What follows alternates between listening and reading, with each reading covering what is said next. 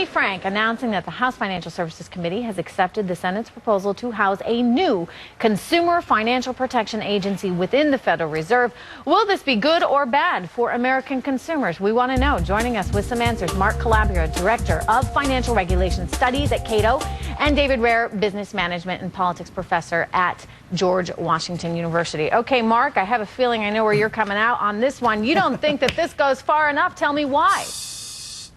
Well, I don't think it's going to be good for consumers. And let me start with my belief that the best thing for consumers is choice and competition. And I think this agency will ultimately reduce competition in consumer finance, and I think it will ultimately raise costs and limit choice.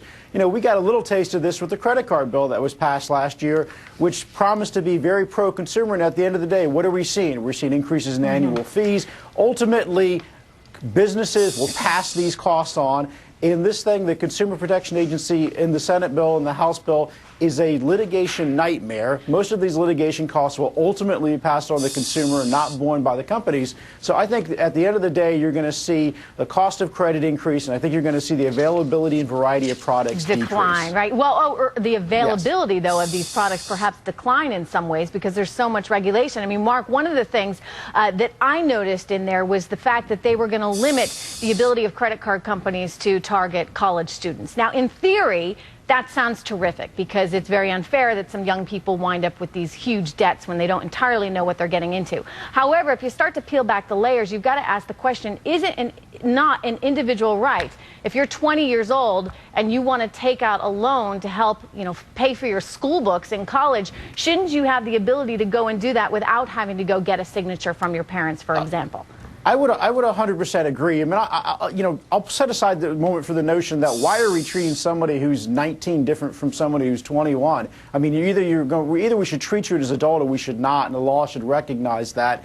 But you're setting up a bifurcated system where, if somebody's wealthy and their parents are willing to sign them their credit card, they're going to be able to get credit.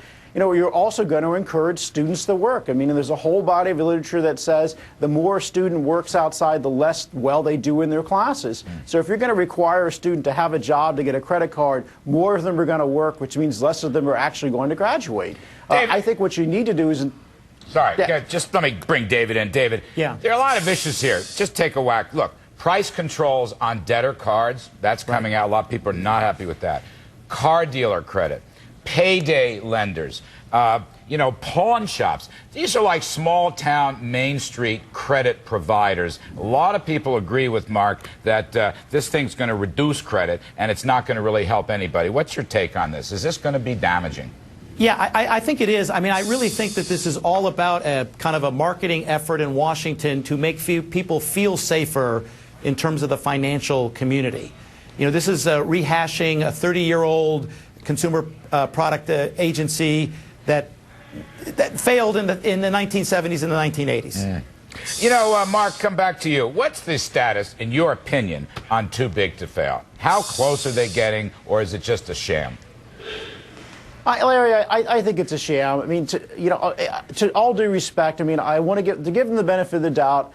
Where I believe that Senator Dodd and Congressman Frank are coming from is they believe you can't end Too Big to Fail, and the best thing you could do is manage it. And so I know they've in said your otherwise. opinion, Mark, not going far enough there on the Too Big to Fail aspect.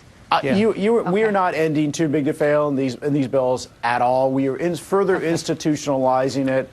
We're not ending bailouts either. We're just saying we're giving the regulators more discretion to try to avoid them from happening. Forgive me, I got to in the first interrupt place. you right there. Thanks, guys. We've got breaking news.